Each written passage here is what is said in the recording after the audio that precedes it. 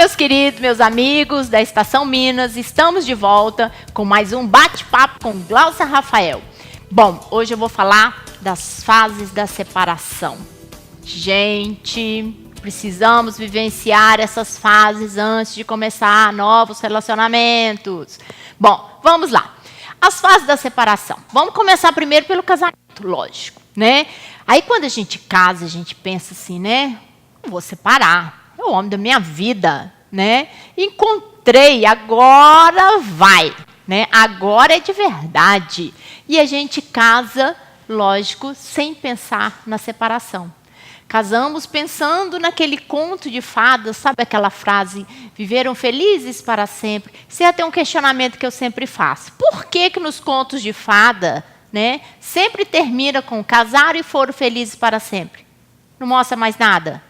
Porque o dia a dia, o cotidiano, a rotina é um grande mistério e um grande desafio para todos nós. E quando a gente casa e pensa nesse felizes para sempre, não pensamos no processo todo, na separação, nós não pensamos que vamos separar, que vai acabar. E de repente acaba.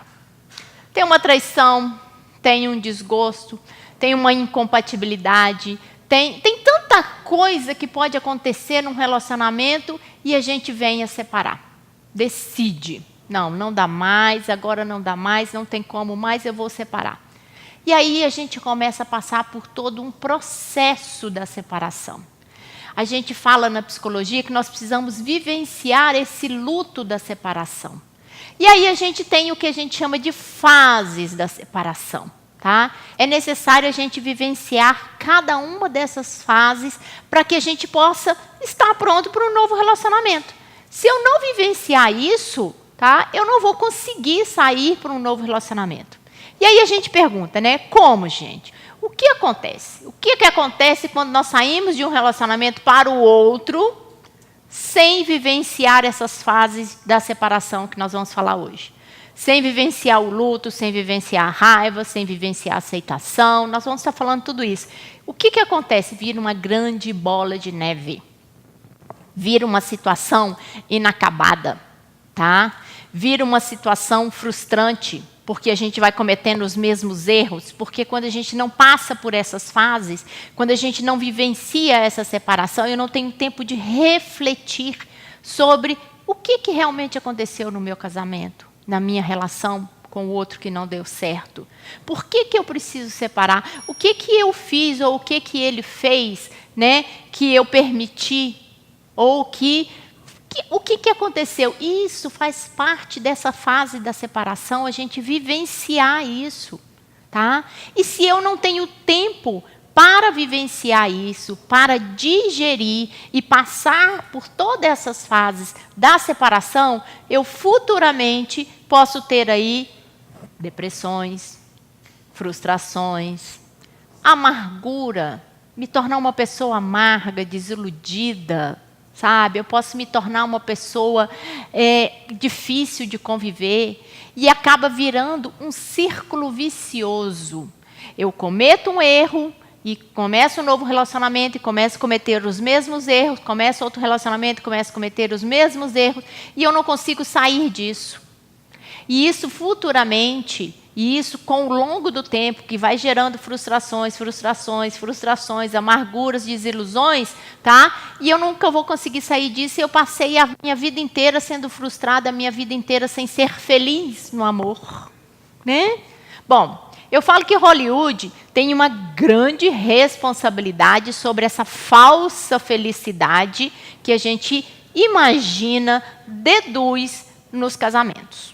A gente tem uma falsa ilusão. Vou casar, vou ser feliz para sempre, igual conta todos os filmes de Hollywood. Gente, a realidade é diferente, tá? Eu falo aquela coisa de ser feliz para sempre só nos contos de fadas, ou então nos filmes de Hollywood. Nós podemos viver bem, sim, com uma pessoa.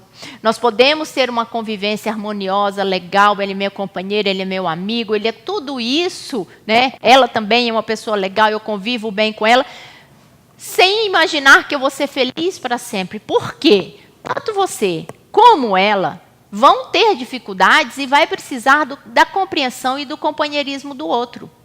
E vamos viver situações aí durante o cotidiano, durante a vida toda, que vai dificultar, tá, essas relações, que vai dificultar essa boa convivência. Então, muito importante a gente conviver, a gente vivenciar toda essa separação, porque com isso nós podemos criar uma vida emocional saudável, que é uma grande preocupação que nós temos hoje em dia.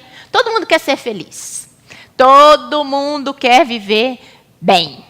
Nós temos aí o mito da beleza, o mito da felicidade, o mito de muita coisa, né? Todo mundo quer viver bem, todo mundo quer ser feliz, todo mundo quer fazer tudo, e a gente não vivencia, tá, as frustrações que são necessárias. A gente não enterra aquele falecido, né, ou aquela falecida, realmente. Às vezes a gente começa uma nova relação ainda muito machucada pelo falecido ou pela falecida, né? Pode-se dizer. E a gente não tem tempo de digerir isso. E a gente começa, como eu falei, cometer os mesmos erros. E aí, de repente, o relacionamento não dá certo. E eu viro e falo assim, tá vendo? Não tenho sorte. Ou o famoso dedo podre. Nossa, o dedo podre é ótimo, né? Todo mundo tem dedo podre. Ah, eu tenho dedo podre, eu tenho dedo podre. Como que está a sua tolerância? Como que está a sua paciência? Como que está você abrir mão do seu tempo, do seu espaço para o outro? Me responde aí. Pois é, aí não sabe por que o relacionamento não dá certo. Tá bom, mas hoje nós não vamos falar disso. Hoje nós vamos falar sobre a questão da separação. E a gente começa falando sobre essas fases da separação, nós vamos começar a falar sobre o luto. Famoso luto. O que é o luto? Vamos lá. Dentro da psicologia, nós falamos que o luto são reflexões, tá, sobre este processo. Ou seja, nós podemos definir o luto como uma resposta natural a uma perda de uma pessoa, uma coisa, ou qualquer valor que se constitui um vínculo afetivo como tal. Então, trata-se de um processo natural, tá, do ser humano e que não de uma doença que a gente pode evitar. Então, curar-se desse luto é um processo natural. Então, viver o luto que a gente fala na psicologia é justamente isso. Eu posso muito bem sentir essa dor. Essa é a grande frase. Essa é o grande X da questão. Eu preciso sentir a dor da perda. Ou seja, não adianta eu querer fingir. Não adianta eu ficar rindo, eu sair para a balada, eu sair para me divertir, ou eu tentar fazer 1000 coisas, né, para eu poder ficar super alegre, super feliz, porque não adianta, meu querido, você precisa viver essa dor, tá? Porque se você não viver a dor dessa perda, você passa logo em seguida para a fase do ódio, tá? E aí vem o ódio, a raiva, que é a segunda fase, mais ou menos. Não vou colocar a segunda, mas é que é uma das fases da separação também. No site A Mente é Maravilhosa, tá, traz a seguinte definição do psicólogo Raymond Novaco, especialista em psicologia da raiva. E ele fala que essa é uma emoção que tem uma importante função comunicativa que nos permite expressar nossas emoções negativas, mas muitas vezes se confunde com agressividade, que é um comportamento. Então vamos separar. A raiva, o ódio é um sentimento, a agressividade é um comportamento. A fronteira entre elas muitas vezes é complicada, tá? Novaco argumenta que existem 4 tipos essenciais de provocações que podem ser causa da nossa indignação. A frustração, a incapacidade de satisfazer uma necessidade ou um desejo de raiva, né? E aí ele começa a falar, ele fala como, por exemplo, quando nos confrontamos com uma nota ruim de um teste, aí nós sentimos raiva, mas aí nós podemos chegar à conclusão que não foi um compromisso. E aí a gente pode colocar também como a quarta aí, eventos irritantes, como barulho, no andar de cima, não deixar a pessoa dormir, chave, algumas coisas que isso pode se classificar. Então, ele classifica a raiva nesses 4 estágios, tá? E aí, por último, ele coloca como a fúria. Então, nós temos que entender que provocações verbais e não verbais, tá, são encaradas como algo pessoal. E aí, pode nos levar à raiva. Falamos agora um pouquinho sobre a raiva. Na separação, quando a gente começa a vivenciar essa dor, vem esse sentimento de raiva. É um sentimento que você fala, como que alguém pôde? Como que eu pude? E muitas vezes a raiva não é do outro. A raiva é de você mesmo. Porque você começa a ter consciência, quando você está vivenciando esse luto, que você precisa digerir essa raiva. Como que você foi tão besta? Como que eu fui tão bobo? Como que eu me deixei levar por isso? E aí vem a raiva de você. Mas é mais fácil projetar a raiva no outro. Bom, eu vou para o intervalinho, como sempre. Já já eu volto para continuar falando das fases da separação. Me aguarde.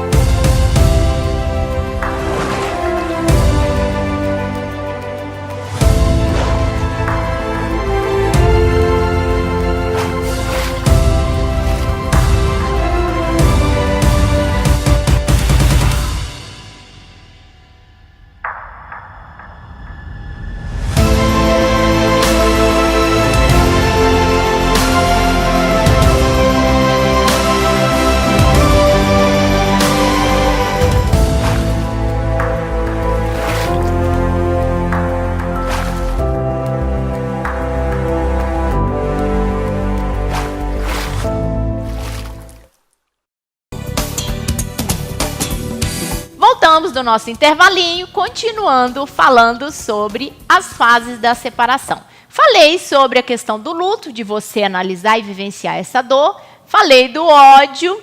E aí a gente vem para uma outra fase que é a aceitação. Ai, aceitar. Aceitar, gente. Tem uma frase sobre aceitação que eu acho muito importante, que eu li uma vez, que fala o seguinte: faz parte do processo de desenvolvimento pessoal. Então, a aceitação. Quando você aceita, você não está só aceitando, mas você está produzindo em você um desenvolvimento pessoal que só você tem, ninguém mais. Então, a aceitação, tá, ela se orienta no rumo de tolerar uma situação, de entender uma situação, de entender que nem a vida, que nem tudo é bom demais e que nem tudo é ruim demais. Porém, nós temos uma inclinação para agir aí, né, na aceitação. Quando a gente começa a aceitar que não deu certo, aceitar que houve culpa, aceitar que houve responsabilidades, aceitar, sei lá o quê, mas aceitar, gente, aceitar. É possível a gente conviver com uma situação quando a gente começa a aceitá-la. Enquanto você está na fase do ódio, na fase do luto, você não consegue aceitar. Quando você começa a pensar que você está aceitando, que aquele mal-estar exagerado, aquela raiva, aquela emoção está começando a passar, você começa a perceber que você está aceitando a situação. E aí essa aceitação, tá, é que começa a trazer você de volta para você. Através da aceitação, eu começo a ter de volta o foco em mim, a atenção em mim. Eu consigo voltar e centralizar em mim. Porque eu já passei pelo luto, pela raiva, e aí eu começo a aceitar, e aí vem aquela coisa. Né? Já aceitei mesmo, já separou mesmo, já acabou mesmo, então agora vamos cuidar da vida. Gente, aceitar não é abandonar a luta, tá? Aceitar, a própria palavra já diz, é você concordar de que aquela situação não tem mais jeito. Aceitar é quando você entende que não vai resolver nada, que tudo que você fizer não vai voltar atrás, tá? Depois que o rio passou, ele não volta atrás. Depois que a seda rasga, ela não aceita remendo. Então não adianta. Então pensa bem, quando eu aceito, eu não estou abandonando uma luta. Eu estou simplesmente crescendo pessoalmente, dando solução e pronta para buscar novos caminhos. Pronta para me permitir, tá, vivenciar novos relacionamentos. Aí sim eu posso pensar em ter outra pessoa, tá? Agora, se eu saio de uma relação, caio em outra, caio em outra, caio em outra, você já reparou para pensar a carga que este relacionamento tem? Quando você sai de uma relação e cai em outra, sai de uma relação e cai em outra, é muito pesado. Os relacionamentos ficam muito pesados, porque eles vêm com toda a carga daquele relacionamento anterior. Então, por isso que é importante a gente vivenciar essas fases da separação. Por isso que é importante, tá, eu vivenciar esse luto, essa raiva e começar a aceitar. Tá? Então, quando eu começo a aceitar, tá, eu evito que eu fique estagnada naquele círculo vicioso. Lembra que eu falei do círculo vicioso? É quando eu estou no processo de aceitação. A partir do momento que eu estou no processo de aceitação, eu estou largando esse círculo vicioso. E aí eu começo a pensar em novos objetivos. Eu começo a criar novas situações. Eu começo a ver que a minha vida, às vezes, é bem melhor agora. Né? E eu começo a sentir que eu posso passar por outras situações, eu posso tentar novamente. E aí eu saio dessa etapa da aceitação, tá? Para que eu venha entender que eu não estou me conformando, mas eu estou assumindo que os dois erraram, que houve uma baixa expectativa, que é impossível a gente continuar, seja o que for que o outro fez, tenho que relevar. Tá? Eu tenho que liberar essa pessoa. Eu tenho que me liberar para continuar a minha caminhada. Eu tenho que perdoar. Aí é o último das nossas fases aqui, é a última. Perdoar. Gente, como é difícil, né? Ah, eu perdoei, mas não quero nem ver, não quero nem falar. Você não perdoou. Tá? Existe o perdão, quando a gente fala de perdão, a gente fala exatamente de você seguir essas fases. Você ter vivenciado aquele luto, você ter sentido a raiva dele ou de você ter aceitado que aquilo acabou e você liberar o outro para aquela caminhada. Isso é perdoar. A gente perdoa, tá? Não pela outra pessoa, mas por nós mesmos. O perdão é algo maravilhoso, tá? O perdão é uma forma de desapego. O perdão se refere a um ato de coragem, através do qual eu posso deixar de lado aqueles rancores, aquelas mágoas, aquelas energias ruins. Então, o perdão faz com que isso aconteça, que eu possa seguir em frente. O perdão faz com que você vire para ele e fale, olha, siga a sua vida, vamos reestruturar a minha e você reestrutura a sua, né?